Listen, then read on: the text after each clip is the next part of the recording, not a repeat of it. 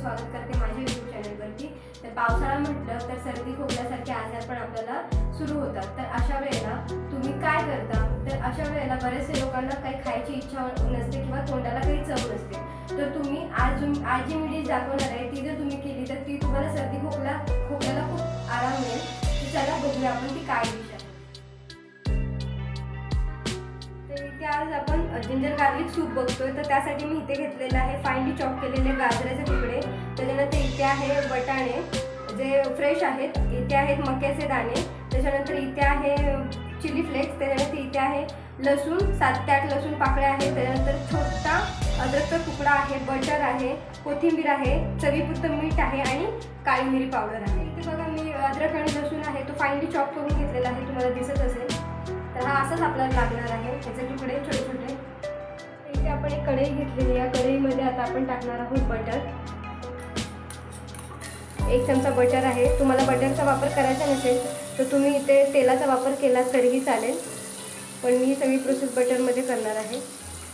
Butter आपलं वितळलं की याच्यामध्ये जाणार आहे अद्रक आणि लसूणचे तुकडे। ह्यालाही छान आपण मस्तपैकी भाजून घेणार आहोत।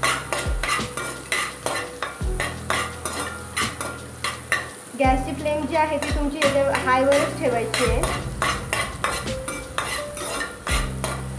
अद्रक लसूणला छान असा सोनेरी रंग आल्याच्या नंतर आपण ह्याच्यामध्ये पुढचे इन्ग्रेडियंट टाकू। आपला अद्रक लसूण छान असा ब्राऊन कलर झालेला आहे, तर आता आपण ह्याच्यामध्ये भाज्या टाकायला घेऊया। तर मी एक छोटी वाटी गाजराचे तुकडे घेतलेले आहेत, त्याच्यानंतर ह्याच्यामध्ये जाणार आहे वटाणे, फ्रेश वटाणे आहेत। त्याच्यानंतर ह्याच्यामध्ये जाणार आहेत कॉर्नचे तुकडे, मक्याचे दाणे, हेही छान आपल्याला मस्तपैकी बटरमध्ये फ्राय करून घ्यायचं आहे। तर मी या स्टेजवरती इथे थोडासा गॅस मीडियम करणार आहे, जेणेकरून आपल्या भाज्या ज्या आहेत ते छान क्रिस्पी होतील। आपल्या भाज्या देखील छान अशा शिजून झालेल्या आहेत। तर आता ह्याच्यामध्ये ना मी चवीपुरतं मीठ ॲड करणार आहे आणि ह्याच्यामध्ये जाणार आहे चिली फ्लेक्स। तुम्हाला नसेल आवडत तर तुम्ही नाही टाकलं तरी चालेल, किंवा ह्याच्याऐवजी जर तुम्हाला हिरवी मिरची असेल ती वापरली तरीही चालेल। मला थोडंसं तिखट वगैरे आवडतं म्हणून मी इथे वापरलेलं आहे। तर आता आपण ह्याच्यामध्ये आहे ना पाणी ॲड करून घेणार आहोत। तर मी इथे 1 ग्लास आणि आणखीन 1 ग्लास मी टाकणार आहे। इथे 2 ग्लास मी पाणी ॲड केलेलं आहे। तर आता आपण ह्याला छान प्रकारे शिजवून देणार आहोत।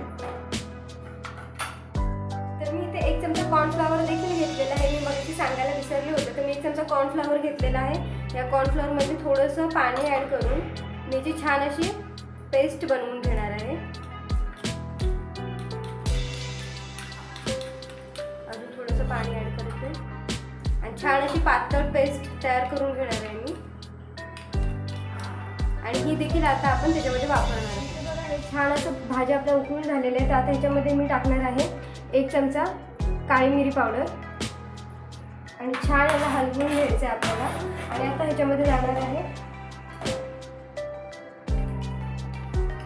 हे कॉर्नफ्लोअरचं जे आपण पाणी केलं होतं ते एकदम छान असं हलवून घ्यायचं आणि मग ह्याच्यामध्ये टाकायचं आहे आणि छान आता ह्याला उकळी येऊ द्यायची आपल्याला।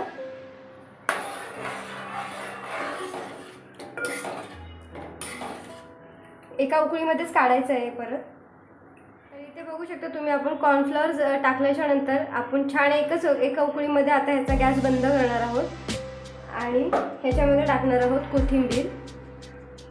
वरून छान अशी कोथिंबीर टाकायची आणि आता मी ह्याला बाउलमध्ये एका काढून घेते। आता आपण ह्याला बाउलमध्ये काढून घेऊया। तर माझ्याकडे असा वाला बाउल आहे, तर मी ह्याला काढून घेते।